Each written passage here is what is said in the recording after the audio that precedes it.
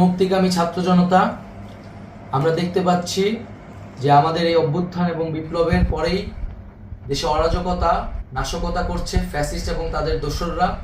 আমরা দেখতে পাচ্ছি যে বিভিন্ন জায়গায় এখন গোলাগুলি চলছে, মন্দিরে হামলা হচ্ছে এবং নাশকতা ও লুটপাট করছে। আমরা মনে করি আমাদের যে ছাত্র নাগরিকদের অভ্যুত্থান তাকে নস্যাৎ করার জন্যই পরিকল্পিতভাবে এই ধরনের ঘটনা ঘটানো হচ্ছে।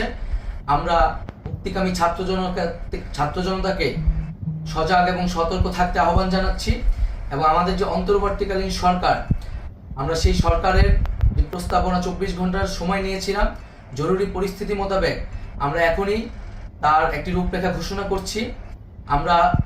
আমরা সিদ্ধান্ত নিয়েছি যে সর্বজন গ্রহণযোগ্য আন্তর্জাতিক খ্যাতিসম্পন্ন নোবেল পুরস্কার বিজয়ী ডক্টর মোহাম্মদ ইউনূসকে প্রধান উপদেষ্টা করে অন্তর্বর্তীকালীন সরকার গঠন করা হবে এবং ডক্টর মোহাম্মদ ইউনূসের সাথেও আমাদের কথা হয়েছে। তিনি ছাত্র জনতার আহ্বানে বাংলাদেশকে রক্ষা করতে এই গুরুদায়িত্ব নিতে সম্মত হয়েছে। আমরা সকালের মধ্যেই আমরা এই সরকার গঠনের প্রক্রিয়া দেখতে চাই। রাষ্ট্রপতির কাছে আহ্বান থাকবে যে দ্রুত সময়ের মধ্যে ডক্টর মোহাম্মদ ইউনূসকে প্রধান উপদেষ্টা করে অন্তর্বর্তীকালীন সরকার গঠন করা হোক এবং এই অন্তর্বর্তীকালীন সরকারের বাকি সদস্যদের নামও আমরা সকালের মধ্যে ঘোষণা করব।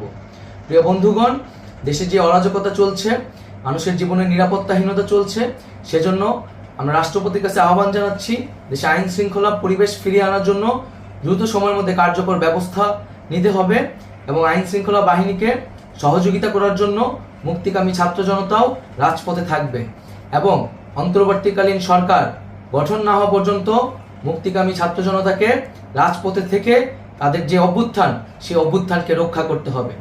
প্রিয় বন্ধুগণ, আমরা রক্ত দিয়েছি, শহীদ হয়েছি। আমাদের যেই প্রতিশ্রুতি একটি নতুন বাংলাদেশ গঠন করার জন্য, সেটিকে আমাদের অবশ্যই বাস্তবায়ন করতে হবে এবং অবশ্যই ছাত্র জনতার প্রস্তাবিত সরকার বাদে কোনো ধরনের সরকার কিন্তু মেনে নেওয়া হবে না। আমরা বলেছি কোনো ধরনের সেনাশাসিত সরকার অথবা সেনা সমর্থিত সরকার অথবা এই ফ্যাসিস্টদের দোসরদের কোনো বি টিম সরকার কিন্তু আমরা মেনে নিব না। কোনো গণবিরোধী সরকারকে মেনে নেওয়া হবে না।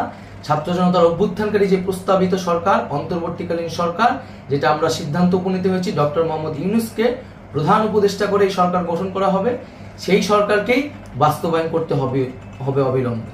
আগামীকাল সকাল থেকে সকলকে আহ্বান জানাচ্ছি রাজপথে থাকার জন্য এবং আমাদের যেই সাম্প্রদায়িক সম্প্রীতি এবং রাষ্ট্রীয় সম্পদ রক্ষা কমিটির ঘোষণা হয়েছে বৈষম্যবিরোধী ছাত্র আন্দোলনের নেতৃত্বে, সকল পাড়ায় পাড়ায় এলাকায় এলাকায় সেই কমিটি পাহারায় থাকবে। আমাদের সংখ্যালঘু কমিউনিটিকে আমাদের রক্ষা করতে হবে, রাষ্ট্রীয় সম্পদ এবং এই দেশকে রক্ষা করতে হবে আমাদের।